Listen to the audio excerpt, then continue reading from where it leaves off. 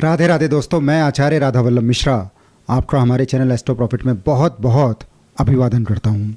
आज धनु राशि के जो हमारे मित्र हैं उनके लिए मंगल का गोचर, मंगल का राशि परिवर्तन किस प्रकार फल देने वाला है उसे समझते हैं। मंगल यहाँ पर 13 मार्च 2023 प्रातः 5:20 पर मिथुन राशि में आ रहे हैं और ये यहाँ 10 मई 2023 तक रहने वाले हैं। धनु राशि के जो मित्र हैं उनके लिए मंगल जो है वो पंचम भाव के स्वामी है और द्वादश भाव के स्वामी हैं और वो यहाँ सप्तम भाव में मिथुन राशि से जा रहे हैं। यूँ तो पंचमेश सप्तम स्थान में है, तो जो पहले से ही लव अफेयर्स में है वो शायद विवाह हेतु बात चलाएं, ऐसी संभावना है। और जो विद्यार्थी हैं वह भी अपनी पढ़ाई में अच्छा प्रदर्शन करने जा रहे हैं, इसमें भी कोई संदेह नहीं है। परंतु शास्त्रों में ऐसा आया है, मंगल यहाँ पर जब सप्तम स्थान पे आते हैं तो स्वजनों को मानसिक व शारीरिक कष्ट होता है। इसे थोड़ा समझते हैं। भौम अर्थात मंगल आपके लिए द्वादश स्थान के भी स्वामी हैं और ये यहाँ पर सप्तम स्थान पे आ रहे हैं जो चतुर्थ से चतुर्थ स्थान है। तो यहाँ पे स्वजन अर्थात अपने परिवार में संभावना बनाता है कोई स्वास्थ्य संबंधी समस्या हो, जिस वजह से मानसिक समस्या भी संभव है। और यहाँ पर सप्तम स्थान पर मंगल का गोचर राशि परिवर्तन वो ये भी दर्शा रहा है पति पत्नी में अनबन होनी भी संभव है और ये अनबन बहुत ज़्यादा विवादित होने की संभावना भी बन रही है। तो इस हेतु तो जब भी पति पत्नी में आपस में तनाव होता है तो उसके लिए बहुत ही महत्वपूर्ण और बहुत ही बढ़िया उपाय हम यहाँ पे बताने जा रहे हैं। ऐसा उपाय आपने सुना हो ना सुना हो, परंतु इसे यदि आपने अपना लिया तो आप ये मान लीजिए दाम्पत्य जीवन में जो समस्याएं हैं वो तो छूमंतर हो ही जाने वाली हैं।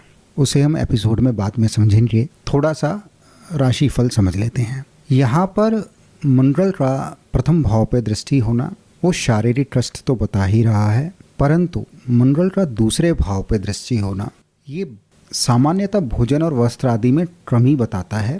यहाँ पर मंगल अपनी उच्च राशि मकर पर दृष्टि दे रहे हैं तो ये जो प्रभाव है ये उतना बुरा तो नहीं रहने वाला, परंतु फिर भी आप ये मानिए इस राशि परिवर्तन को यदि सही से यूज़ में लिया जाए तो बढ़िया वे ये है आप जो है इस समय अपने लिए डाइट प्लान बनवा लीजिए और उसे फॉलो कीजिए। तो उससे जो है दूसरे भाव पर मंगल का जो दुष्प्रभाव है उससे राहत मिलनी तय है।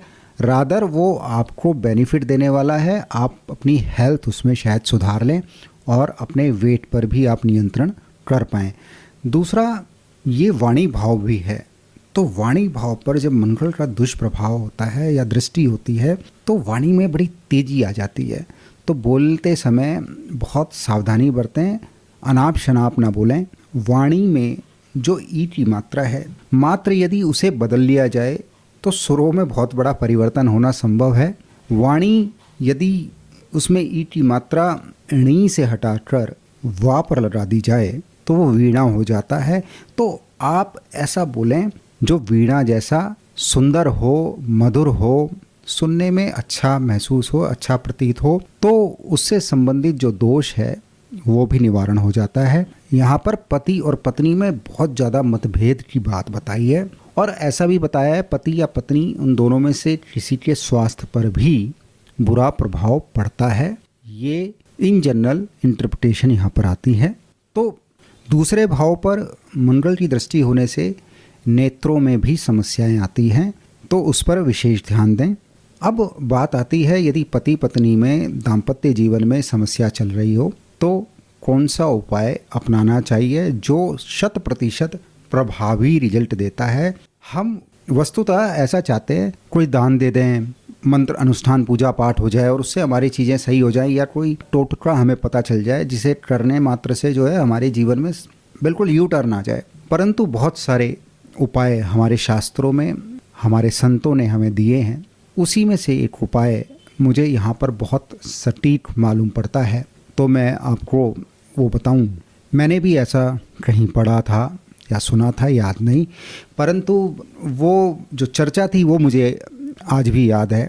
संत कबीर दास के जीवन में ऐसा हुआ।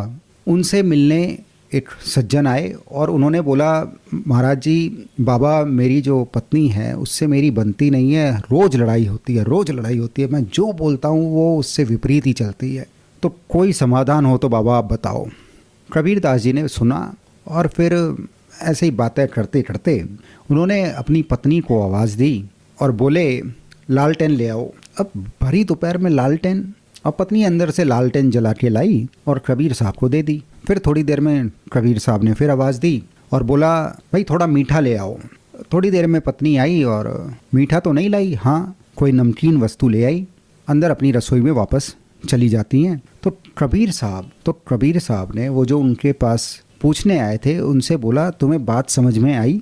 वो बोला, बात समझ में आई, मुझे तो ज़रा भी समझ में नहीं आया, आप क्या बताना चाहते हैं? बोले, सुनो, इस भरी दोपहरी में मैंने अपनी पत्नी से बोला लालटेन जला के ले आओ, और वो लालटेन जलाकर ले आई।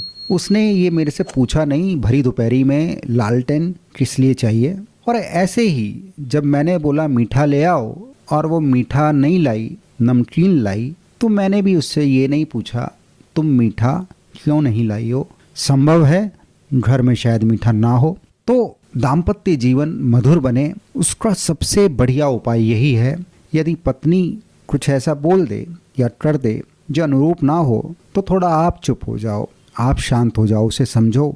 और जब पति द्वारा ऐसा हो जाए तो पत्नी थोड़ा शांत हो जाए, वो समझे, और फिर बाद में बातचीत द्वारा उसे समझ लें, तो बात जो है वो विवाद पे ना पहुंच पाए, वो संवाद बन जाए।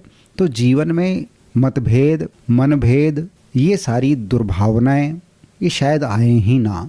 तो ये उपाय बहुत ही प्यारा है, बहुत ही जीवन में उतारने जैसा है। साथ ही साथ और इन जनरल यदि आप उपाय जानना चाहते हैं तो बहुत सरल है, आप 5 मंगलवार उपवास रखें, व्रत रखें। मात्र इतने से उपाय से मंगल के गोचर का जो दुष्प्रभाव है उसमें बहुत हद तक शांति प्राप्त होती है। आशा है आज का ये वीडियो आपको लाभप्रद रहने वाला है। आप प्रत्येक मंगलवार, बृहस्पतिवार और शनिवार हमारे नए एपिसोड आते हैं, उसे अवश्य देखें और अपने इष्ट मित्रों में भी भेजें। बहुत जल्दी नए वीडियो में फिर से मुलाकात होगी, तब तक के लिए राधे राधे।